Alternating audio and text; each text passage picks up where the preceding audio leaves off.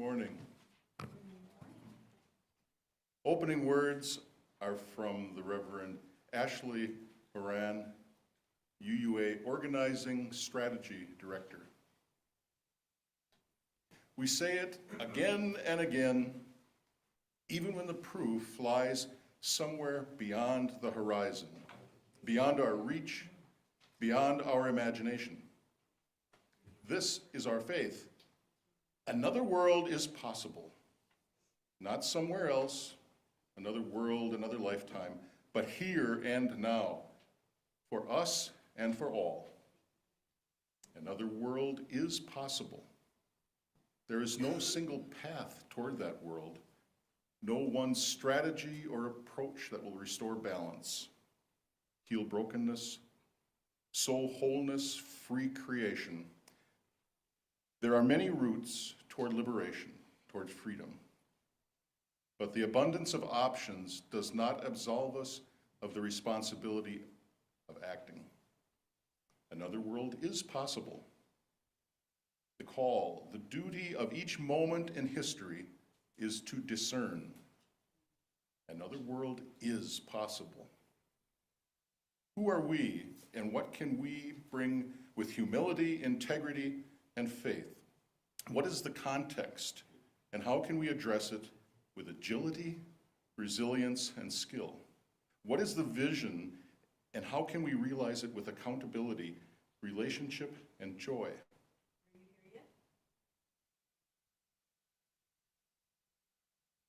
Another world is possible. In this time of despair, of fear, of collapse, this time that is both like every other era and like no other time in history. It is audacious to declare our faith and to commit our work to a world that is more free, more just, more whole. But we are an audacious people in good company with many kin, and we are ready to show up and work hard and stay humble and make friends and hold the vision starting here, now, today, with us and persevering however long it takes until that other world is not only possible, but another world is here.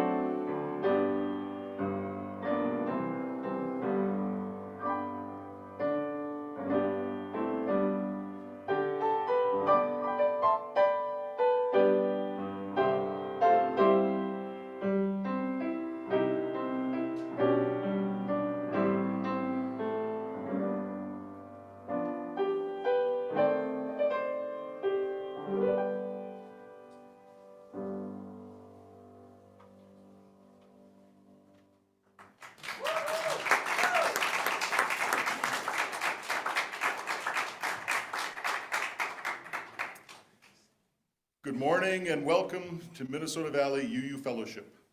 My name is Tom Ehlinger and I am your tour guide for today's service. That's what Laura wrote on there. Also on the crew today are Lark Lewis, who you've heard on the piano, Richard Duffin back there on tech, Jody Gray, who will be speaking, offering testimony about why she values MVUF, and our guest speaker today is Karen Wills, who serves as the democracy strategist at the Minnesota UU Social Justice Alliance, also known as MUSJA, where she was formerly the executive director. We're glad you've joined us this morning and acknowledge that we all do all of our living, working, and playing on these lands that are the ancestral, contemporary, and spiritual homelands of the Dakota and the Anishinaabe peoples. If you happen to be joining us for the first time today, we extend a special welcome to you and hope that you can join us for coffee hour following the service downstairs. We also invite you to fill out a visitor form, which you can find at the welcome table in the lobby. You can also find that form in the chat or on the comments if you're joining us online. Once again, welcome to Minnesota Valley UU Fellowship. It is a joy to be together here today. Our chalice lighting words are from Pat Uribe Lichty, who is a member and worship associate of First UU Church of Berks County in Reading, Pennsylvania.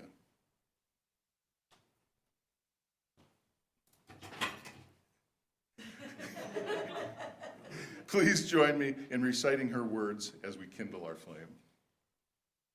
We face a challenge to democracy, a challenge that calls us to hope in moments of despair, a challenge that asks us to persist in the faith that we can and must make a difference. May this flame remind us of the fire of our commitment to the principles of democracy.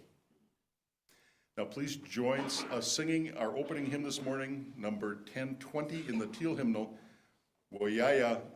Just a little background, the word Woyaya means we are going in the Ga language.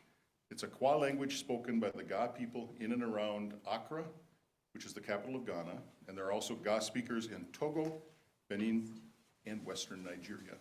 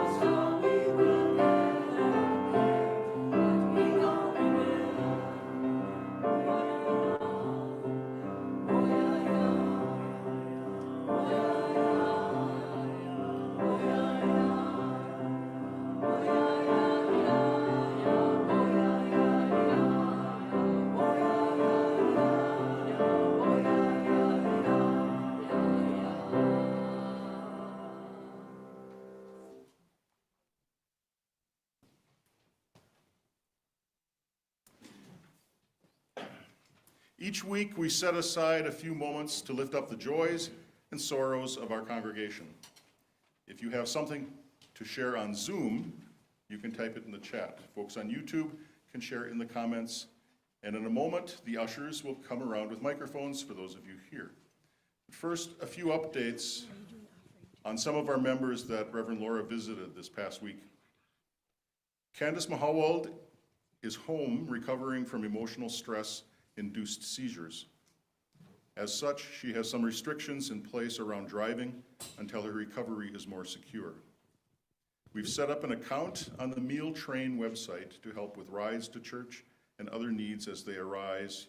You can check the Meal Train website and search her name to offer your help or see the Friday email.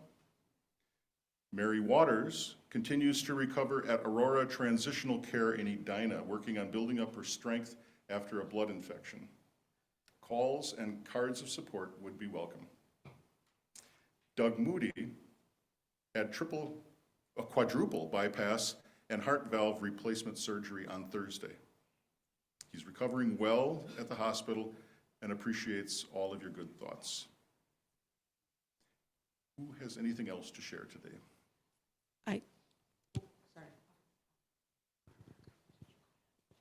Sorry. Hi, I'm Barb Berger, and my husband was going to come here. Today's his birthday. And isn't it a cool day to have as your birthday?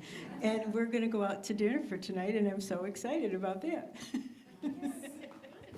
Oh, wait, and she had a great choir concert, and my concert, the Alzheimer's concert's in December. June. Okay. Yeah.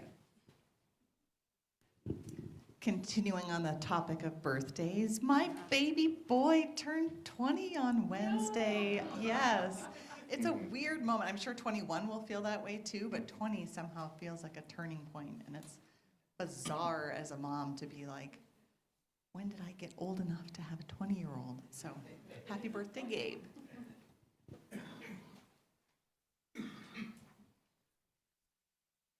And continuing on the birthday theme again, someone who you all know and who I know well is going to be 65 tomorrow. David, my husband, is going to be 65 tomorrow, and it is a big week for him because he is also retiring on Thursday of this week. Yay! Congratulations.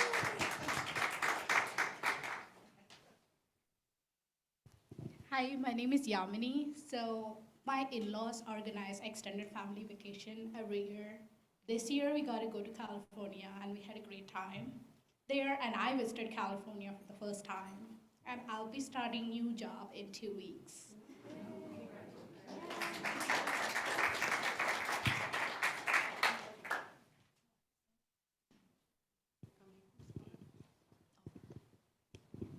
Hi everyone, I'm Allison. This is my first time speaking, but my sister had her baby last week, so I am an aunt for the first time. So, continue with the birthdays. Boy or girl? A boy. Well, while I have the mic, I'm Barb Becker. I have a concern. Jean Danko, the chair of the auction committee, had tasked the committee, asked us, to make an auction announcement, and we forgot. Really sorry. Please hold us in your thoughts.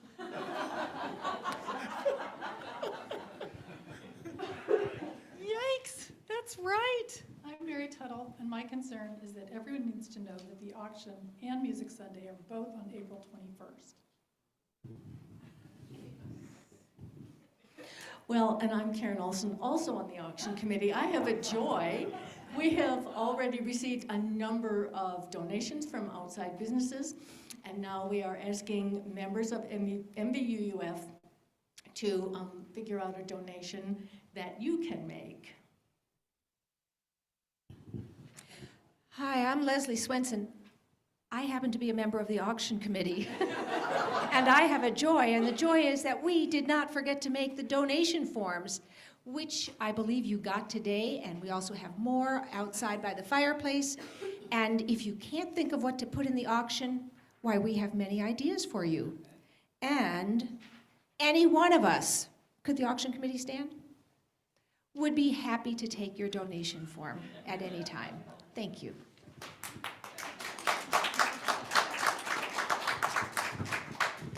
I'm Candace McClanahan. I'm not sure this is the exact use of this time, but I just want, especially in keeping with the theme of today's talk from Karen, which I really want to say thank you for being here. is that last night I was really fortunate to be able to attend a special panel at the History Theater that preceded the opening night for something called a unique assignment. If you haven't heard about it, I really want to give a plug for it. It is the story of a Minnesota, Mike Gallagher, and he was the man in charge of the security for James Meredith when he entered the University of Mississippi, Ole Miss.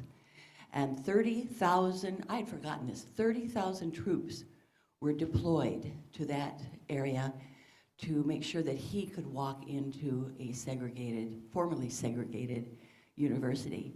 The play is fantastic. It helps you remember your history, but also, I'm in keeping with today's theme. The ending says, how do we make a difference? One person walking into a university under those conditions made a difference. We all can do that.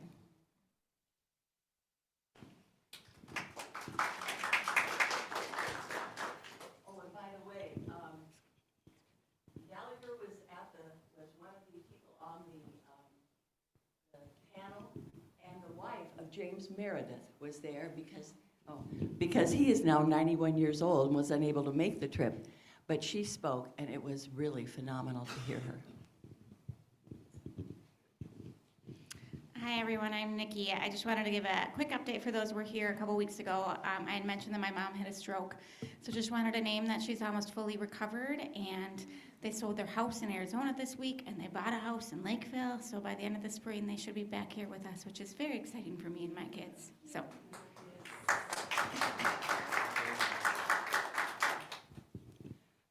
On Friday night, I went to Kennedy High School's performance of Rhythm and Gold, and I saw a couple of our OWL students from last year, so very fun.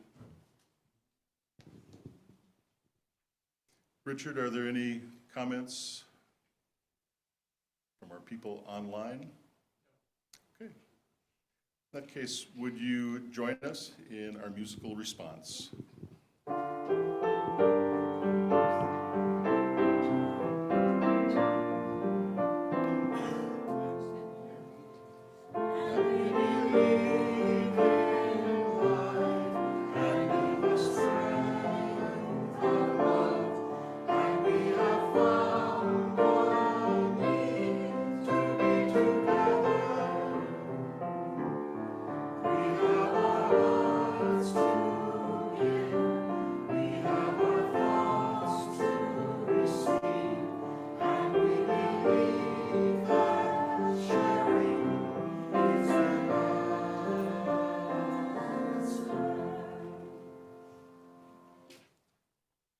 Some announcements. Today at 12 p.m., there will be a gathering for newcomers in the fireside room. That's just out there to the left where the little fireplace is. If you are in the beginning of your journey with us, we invite you to join us to get to know one another a little bit better. Reverend Laura, our minister, who is guest preaching this morning at Pilgrim House, UU in Shoreview, will be present for that meeting. We hope you'll join us. Next Saturday, the Wiccan Church of Minnesota will be hosting an Ostara celebration and potluck in honor of the spring equinox. The gathering begins at 6 p.m. Anyone interested in learning more about their organization and celebrating the turning of the year or an earth-based spirituality is welcome to join them. Next Sunday, we are all invited to join in a plant-based potluck following the service. This is a great chance for you to try and share plant-based recipes or products. We know that one of the best ways to lessen the impact of climate change is to change the way we think about how and what we eat. In addition to the potluck, we'll also be showing the film Forks Over Knives. Forks Over Knives. After the potluck, the film speaks to the health benefits of a plant-based diet. It's a food for thought and thought for food Sunday at MVUF. Sounds appetizing. And I've received, speaking myself here, I've received an invitation from the Spirit of St. Stephen's Community in South Minneapolis. They are arranging an inclusive interfaith community iftar dinner on Thursday, April 4, at the Ehlinger Islamic Center, 116 East 32nd Street in Minneapolis. The invitation is to all interested members of MVUUF. If you think you might be interested or want to learn more, please come and talk to me.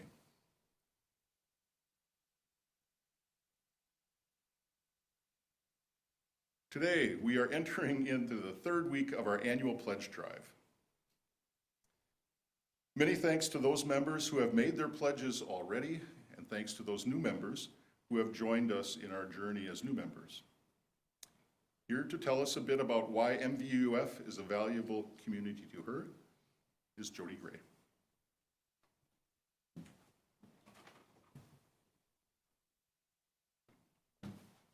Good morning, everybody.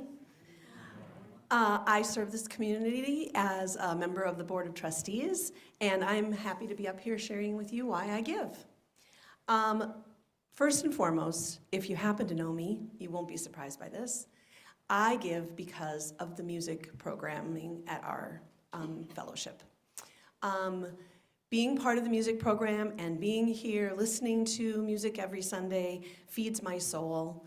I'm a second grade teacher, and right now my kids are learning about the concept of balance in a broad sense, and we've talked about how having a healthy body, mind, and spirit helps a person have balance in their lives, and music here helps all of those things for me. It helps give me it helps challenge my mind, it helps definitely fill my spirit, and when I'm learning how the breathing techniques and things like that Nicole teaches us, that's helping my body be healthy as well.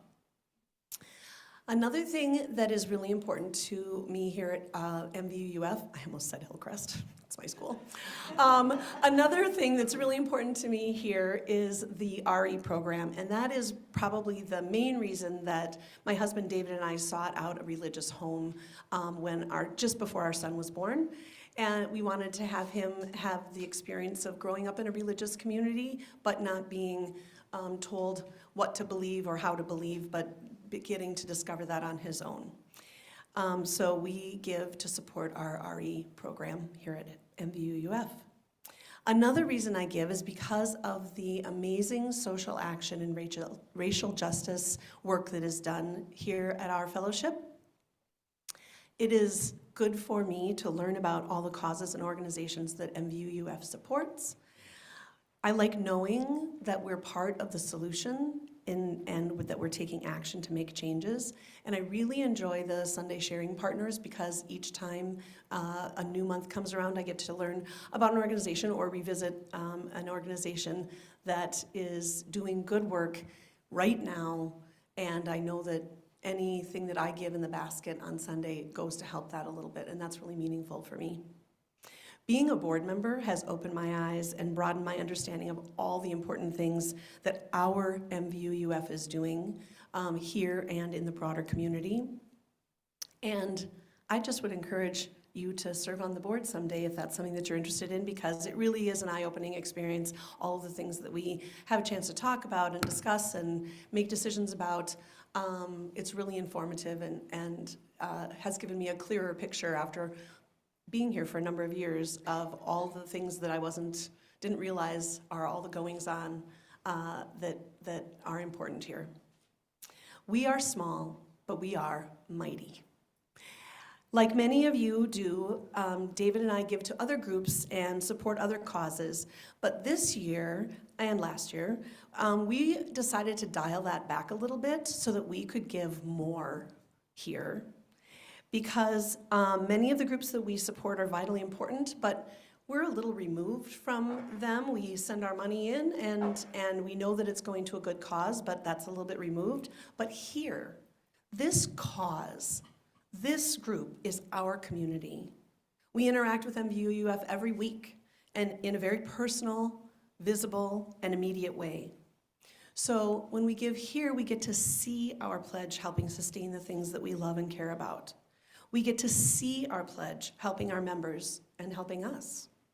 We get to be part of this small but mighty fellowship, making a difference right here in this space and, as I mentioned, in our greater community. I hope that you will give and then consider giving even more so you can help sustain this important and impactful fellowship.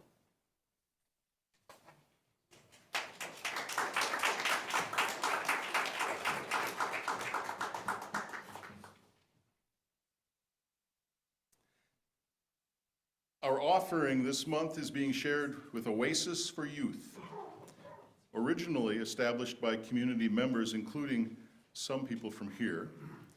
It was started as an all-volunteer response to address the barriers and lack of services for the rising number of suburban youth experiencing or at risk of homelessness.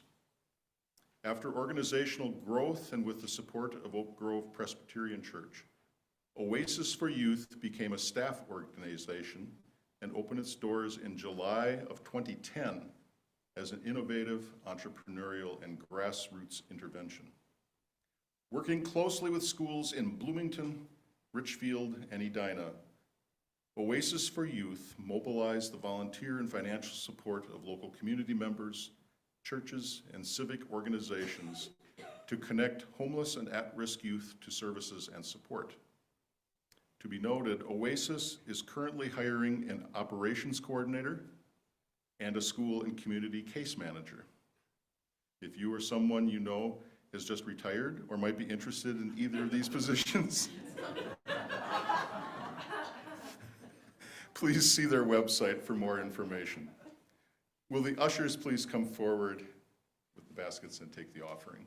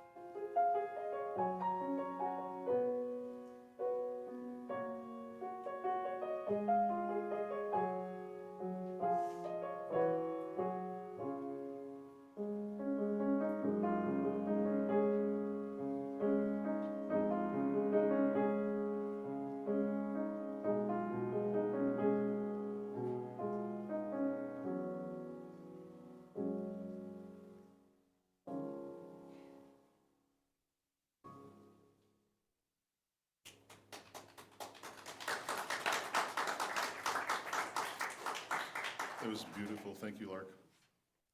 I'm excited about the speaker today for a number of reasons. Have any of you ever been election judges? A lot. That's great.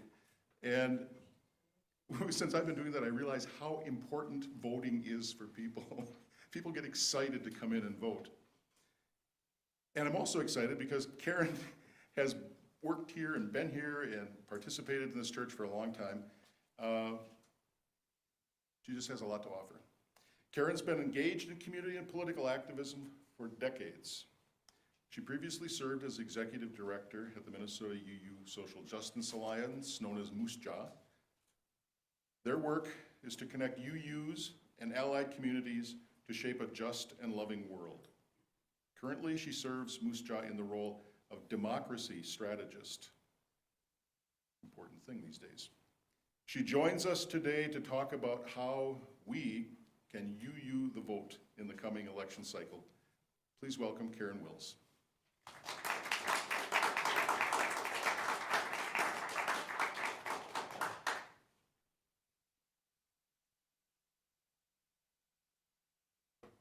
Thanks so much, Tom, and thank you all. It's a pleasure to be back. As Tom mentioned, I was a member of multiple churches at one point, of which the Bloomington UU Church was one, and have represented for the last 5 years as in connection with what we call Moose Jaw, the Minnesota UU Social Justice Alliance, which is a coalition of 25 congregations across the state that joins our social action and environmental justice teams in moving us forward collaboratively and cooperatively. So I am a volunteer with Moose Jaw these days. As a retiree, I didn't need a salary, and we didn't have one for me, but we needed a democracy strategist. And so Katie and I agreed that we would stick with our 1.0 full-time equivalent staff who coordinates all of this work across the state, and that I would sort of carry on as about a 30-hour-a-week volunteer these days to be able to bring UU the vote in a focused and collaborative way that hears from and speaks to our 25 congregations from Bemidji to Winona, from Duluth out to Wilmer, and everything in between. So we have about 5,000 Unitarian Universalists across Minnesota, and we are, as this congregation is, small but mighty.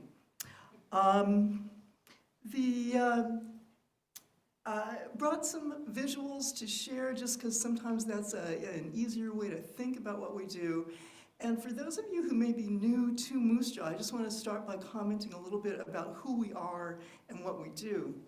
Moose Jaw is, as I said, only has a total of 1 full-time employee. Katie's on 30 hours a week.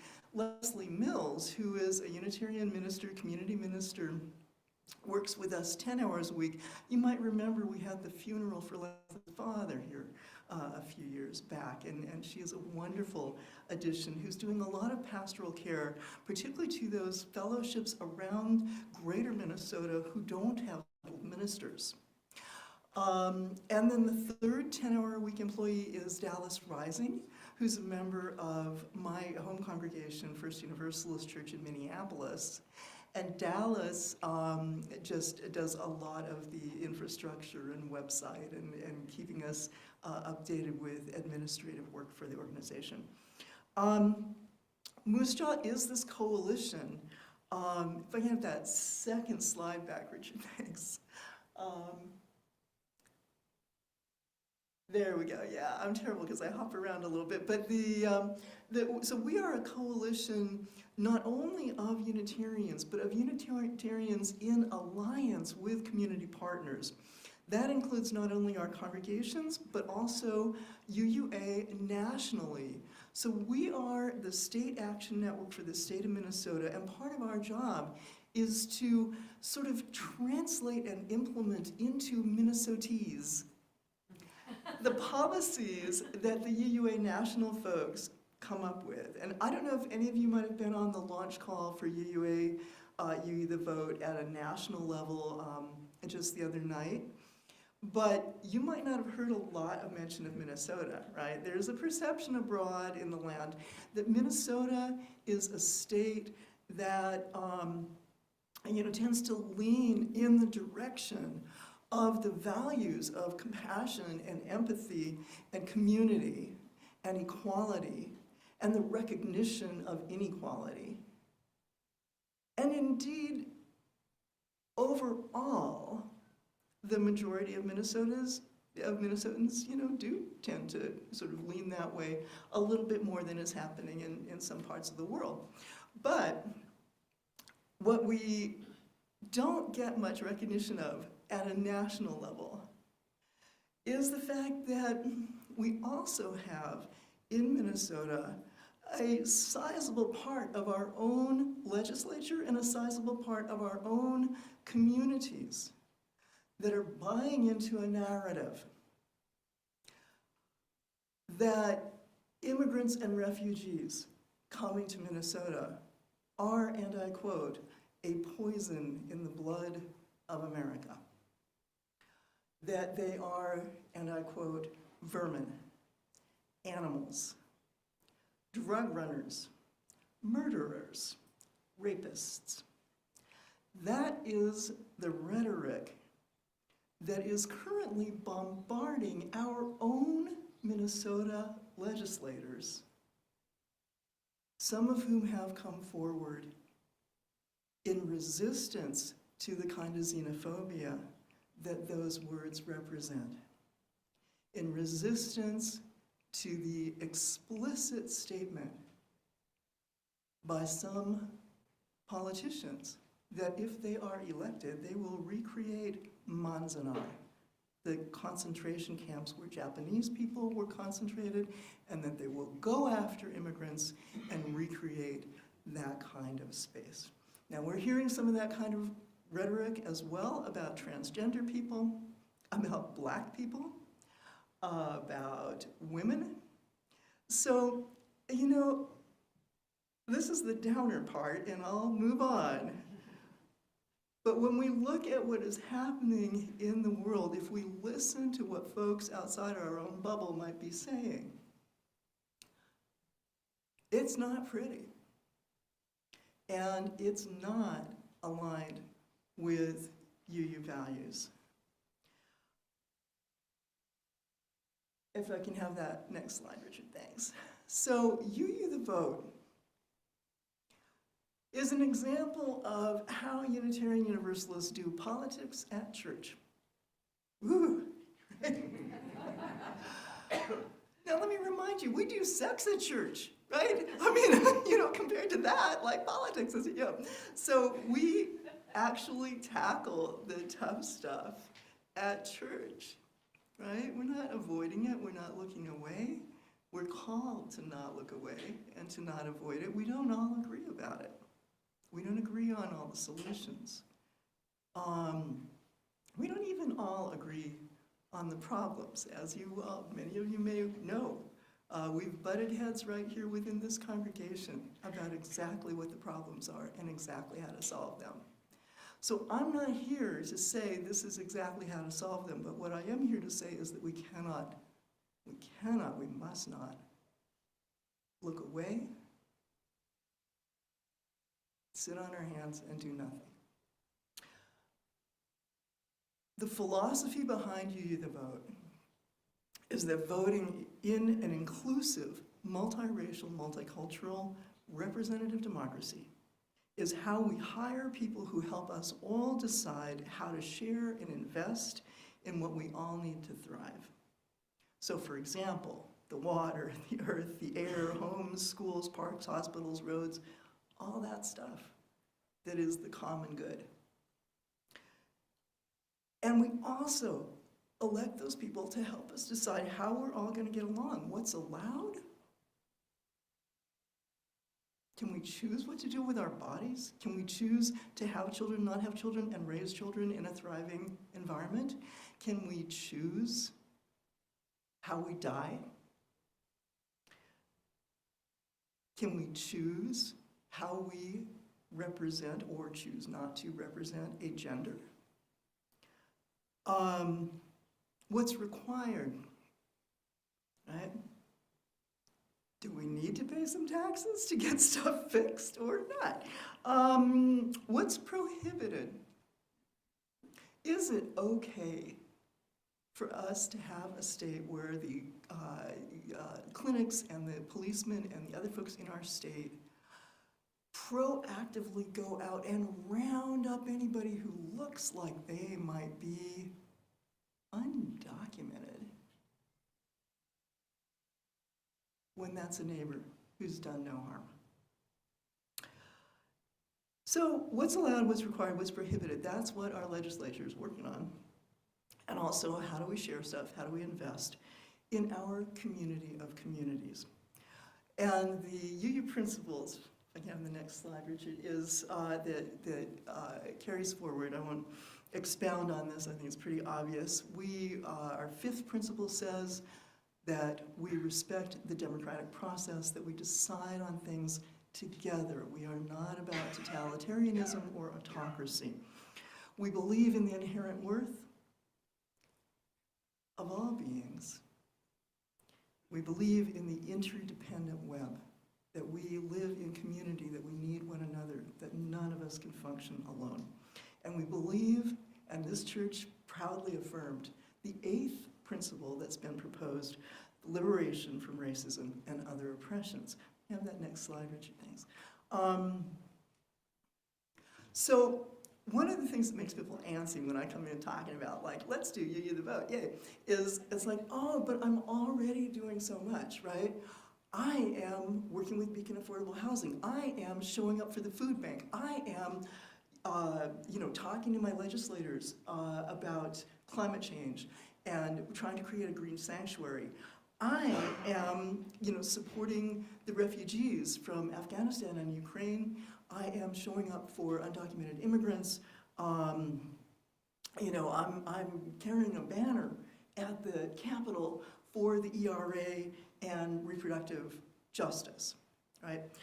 Whatever, and so as we've talked about, this church does incredible work.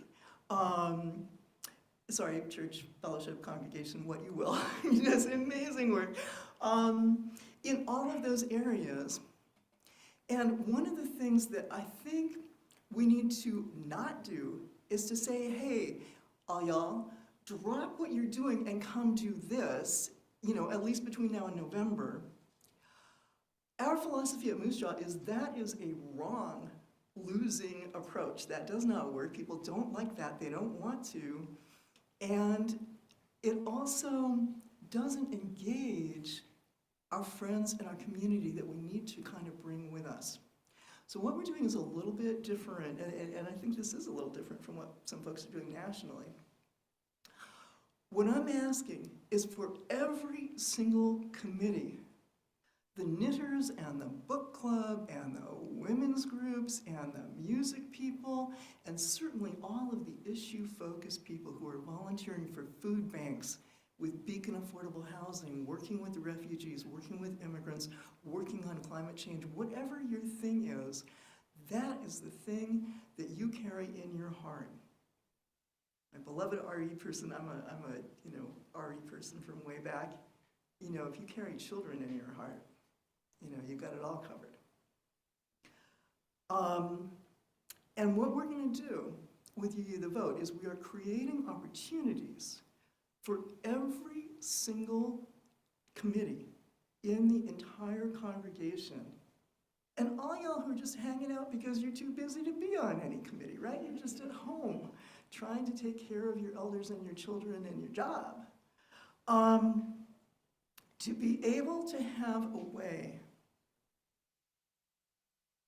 to show up, to have your voice reach out just beyond yourself and beyond your immediate committee and say, I am asking you, a voter who doesn't always claim their power, I am asking you voters, and I'll tell you how in a minute, to go and vote, to register and vote if you possibly can, because I care about the future of the world. I care about children. I care about reproductive rights. I care about whatever your particular thing is. So what I'm going to show you here is an outline of how we are mapping in Minnesota the good trouble structure that we've sort of collaborated on nationally with the UUA. And I know this is kind of small to see at this point, but we'll make sure that this set of slides also, gets attached to the recording. So it should be available from the church website, or we can send it out. We'll get Jeannie to send that out in a newsletter, okay? So that it's a little bit more visible. What the Good Trouble organizing structure is about tactically is that we pick any two items. Preparing means that for this congregation, based on its side, that we would need 11 people, just 11 of y'all, to show up for some form of preparation, education, training around how to do some voter outreach, right? So you are here, I'm telling you that, let's just check that box, right? We're done with that one, right? We did it. So this is, it's essentially political education. What can I do? Well, here it is. The second thing is, a second possibility, and we only need 2 out of this list, is for 6 people, 6 of you, to show up in public witness for something. And again, it doesn't have to specifically be for a democracy day. It can be, that would be cool, I'll be there. But you might show up with Beacon Affordable Housing for a day on the Hill at the Capitol. You might show up for an ERA reproductive rights rally. You might show up for some of the work that's going on around gun violence. You might show up for some of the work that is going on around resisting xenophobia and embracing our immigrant neighbors, newer immigrant neighbors. So showing up in public witness is another kind of activity, and one of the huge things that doesn't always get mentioned nationally, but is huge here in Minnesota, is showing up for the League of Women Voters candidate forums and informational kinds of sessions that they are doing. Bloomington League is fabulous. Eden Prairie also has a strong league, and Edina, and so wherever you happen to be settled, check that out. Co-hosting, we would need to, to check this box, it's 3 events. Co-hosting up to 3 events, and again, that could be a forum, a table. We might be going in with Minnesota Lead into some of the classrooms of Normandale Community College, and we have faculty who are inviting folks in to register voters on their phones. And we registered thousands of voters doing that in 2000. You think everybody in Minnesota's already registered? Guess what? They're not. They are if they're a homeowner over 60. But if you're under 60, if you're a person of color, if you're a student or an apartment renter, only about half of y'all are registered, right? So we want to sort of reach those populations, serving directly as an election judge. How many people see that? Hands again that Tom asked for. How many people have been election judges? How many of you were election judges this year? All right, me too. We checked that box. Okay, so actually, you know what? The organizing thing, we can move on because you all have already done this set of good trouble organizing goals. You've met those goals today already. The mobilizing part, we would be looking for 22 people from the congregation to mobilize in some kind of way. And again, that doesn't mean just showing up for democracy, it means showing up for whatever the issues are that are in your heart that connect to making legislative change. If we can have the next slide. Now here's the part that makes people gasp. And we can't, we can organize ourselves till the cows come home. But if we don't reach out beyond ourselves, we are absolutely preaching to the choir. So what the UUA is doing, and the League and Common Cause and Indivisible and some other groups are doing, are creating opportunities for us to have easy, organized ways to reach beyond ourselves. This is the checklist, and we're looking for congregations to pick 2 out of the, just 2 of these things, not all of them, just 2 of them, to be able to do voter contact. So the voter contact goals for a congregation this size is 2,280 postcards or letters or voicemails or door knocks, or 22,280 text messages, because that's text messaging, if you've ever done that, you'll know, really is 10 times faster. Those look like daunting numbers. It's like, oh my God, how can we possibly do that? If you think about the fact that we have 28 weeks between now and when it's kind of too close to election day to matter. So we got 28 weeks, you break that down, divide it up. What this translates into is about 80 per week, or roughly about 8 if you have 10 people working on it, or roughly about 1 per day per person. So how many of you think that it might be possible that on some days of the week you might be able to write 1 postcard and follow that up with 1 voicemail? Anybody? I'm super busy. I think I could probably do that. I just saw 10 hands, all right? You nailed it. That's all it is. That's me basically, will give you the postcards to go forward. I'm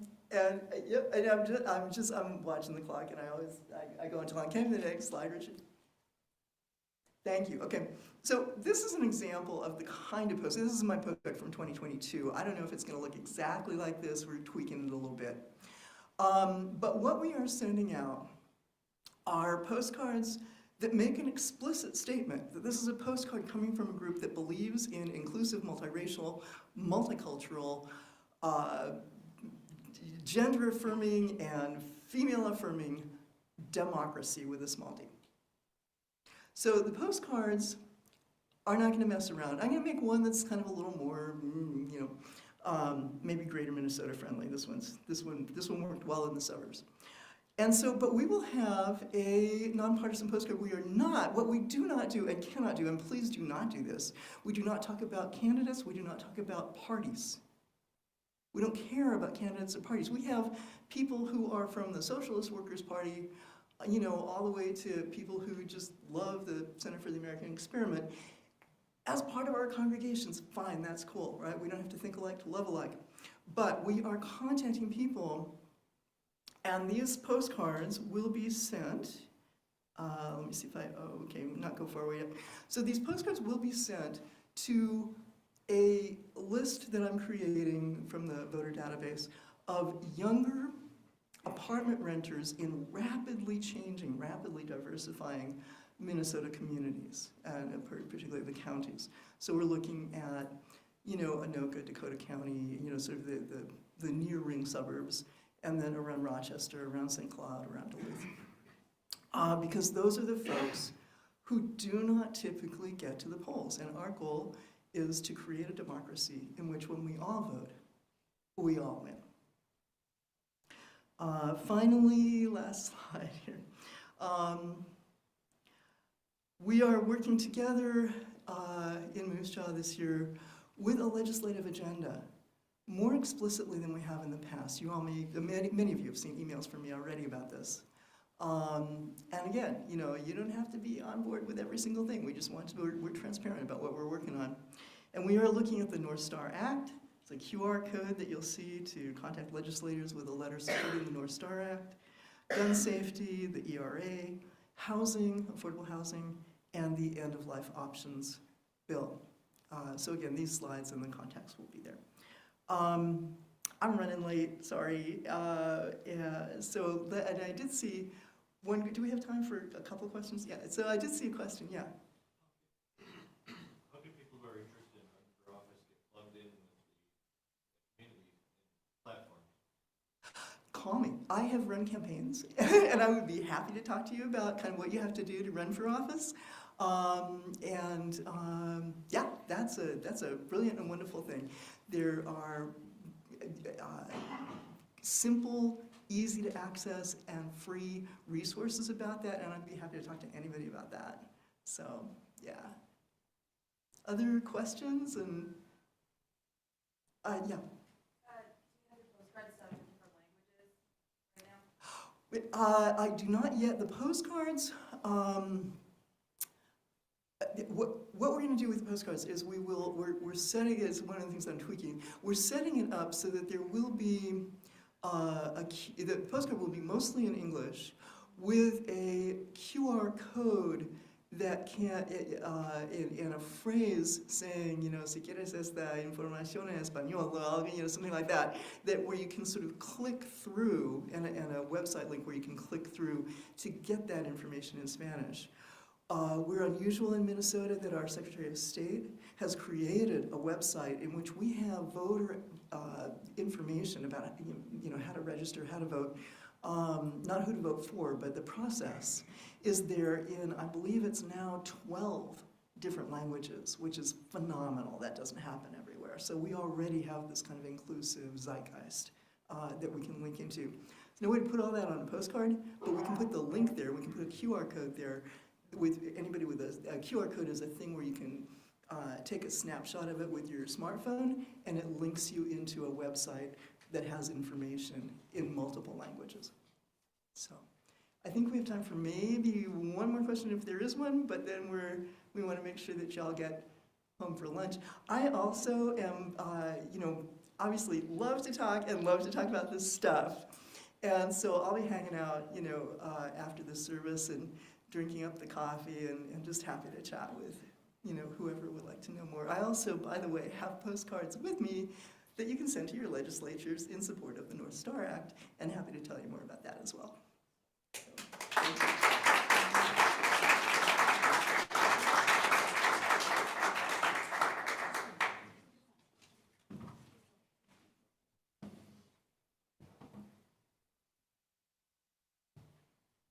Thank you, Karen. Our song for closing today is a mashup of the chant, "This is what democracy looks like, and this land is your land." It is led by vocalist, educator, and advocate Alicia Lee. We invite you to join in singing and embodying this joyful work. All right, this song is called "This Is What Democracy Looks Like." And the cool thing here is I'm going to mix it, because I like a mix, with another song about telling us exactly what democracy looks like. You'll hear it when you see it. We also take a little liberty with this song. Instead of the refrain you might be used to, we like to pause and freeze and point to ourselves and pose. That's up to you. Yeah, everyone can do that. You'll see the part where we, this is what democracy looks like. This is what democracy looks like. Because I'm what democracy looks like. This is what democracy looks like. Who, me? Yes, me, yeah. This is what democracy looks like. Here we go, we're starting with 1. We see that there's a wrong to be righted. 2. We know that we are stronger when united. 3. We exercise our right to assemble. 4. That's when the proud and mighty start to tremble. Just in case you're wondering, just in case you're wondering, just in case you're wondering. Hey, hey, look this way. This is what democracy looks like. This is what democracy looks like. This is what democracy looks like. This is what democracy looks like. Hey, hey, look this way. 1. We see that there's a wrong to be righted. 2. We know that we are stronger when united. 3. We exercise our right to assemble. 4. That's when the proud and mighty start to tremble. Just in case you're wondering, just in case you're wondering, just in case you're wondering. Hey, hey, look this way. This is what democracy looks like. This is what democracy looks like. It's me. This is what democracy looks like. It's us, we are it. This is what democracy looks like. Hey, hey, look this way. Hey, hey, look this way. Hey, hey.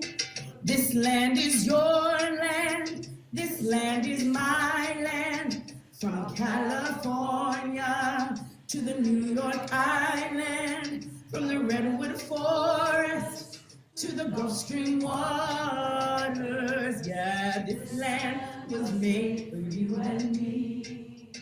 This land is your land. Land is my land. California, New York Island, Redwood Forest to the Gulf Stream waters. This land was made for you and me. This land was made for you and me. This is what democracy looks like. This is what democracy looks like. This land was made. This is what democracy looks like. This land was made. This is what democracy looks like. This land was made for you and me.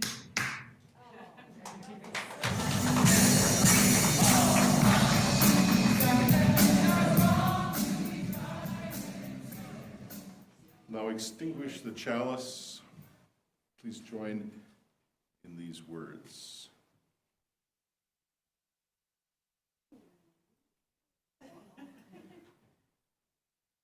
Wait, I think you know them. We extinguish this flame, but not the light of truth, the warmth of community, or the fire of commitment. These we carry in our hearts until we are together again. Some closing words from William H. Hastie, Jr. He was an American lawyer, judge, educator, public official, and civil rights advocate. He was the first African American to be appointed as a federal judge and the first African American to serve as governor of the U.S. Virgin Islands. We offer his words as our closing today. Democracy is a process, not a static condition. It is becoming rather than being.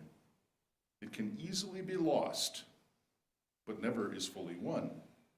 Its essence is eternal struggle. May we be ever willing to commit our hearts and actions guided by our faith in continuing to become a democracy that represents justice, fairness, and peace for all. May it be so, and amen.